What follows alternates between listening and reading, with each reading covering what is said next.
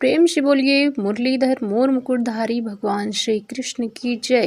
गोवर्धन पूजा हर साल कार्तिक मास के शुक्ल पक्ष की प्रतिपदा तिथि को आती है।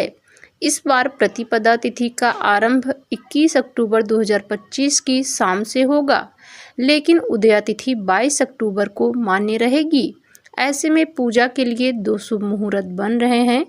सुबह का शुभ मुहूर्त है सुबह 6:26 से 8:42 तक। वहीं शाम का शुभ मुहूर्त है दोपहर 3:29 से शाम 5:44 तक रहेगा।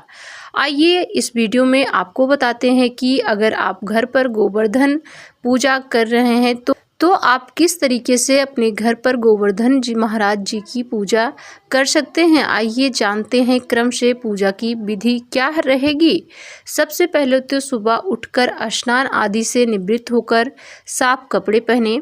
जहां पर आप गोवर्धन पर्वत बनाने वाले हैं उस जगह को अच्छी तरीके से साफ कर लें।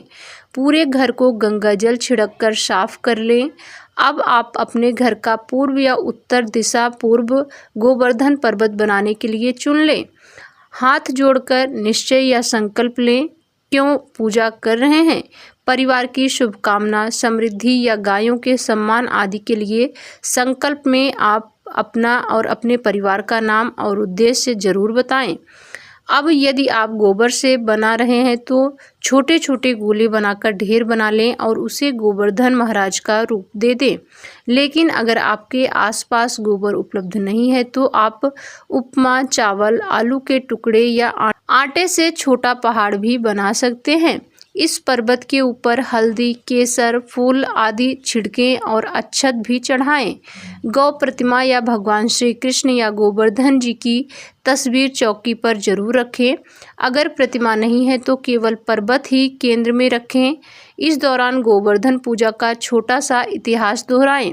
जिस तरीके से श्री कृष्ण ने गोवर्धन उठाकर गोकुल की रक्षा की थी, श्री कृष्ण मेरे और मेरे पूरे परिवार की रक्षा उसी तरीके से करना। अब आप दीप जलाकर या फिर अगरबत्ती धूप बत्ती जलाकर इस मंत्र का जाप करें।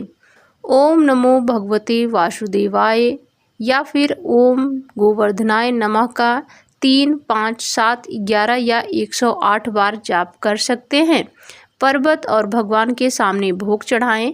भोग आमतौर पर 56 भोग चढ़ाया जाता है, लेकिन अगर परिवारजनों को इतने भोग बनाने में परेशानी हो तो खीर, पूड़ी, बतासे, दूध, दही, सात्विक सब्जी और केसर का भोग लगा सकते हैं। अगर सामर्थ्य और श्रद्धा है तो हलवा आदि भी चढ़ा सकते हैं।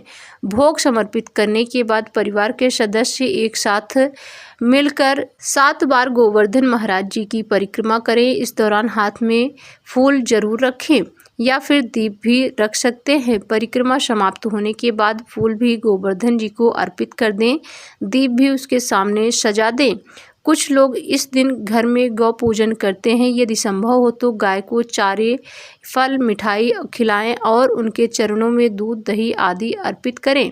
पूजा समाप्त करते समय परिवार के लिए सुख समृद्धि की कामना करें। इसके बाद गुड़ या अनाज किसी सेवा संस्थान या गाय को दान कर दें।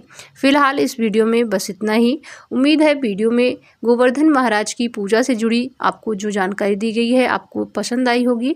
ऐसी और जानकारियों के लिए हमारे चैनल को सब्सक्राइब करके हमारे साथ जुड़ जाएं, जिससे चैनल पर आने वाली नई नई पूजा पाठ, व्रत, नियम, कथा से जुड़ी सभी वीडियो आपको सबसे पहले मिल सके।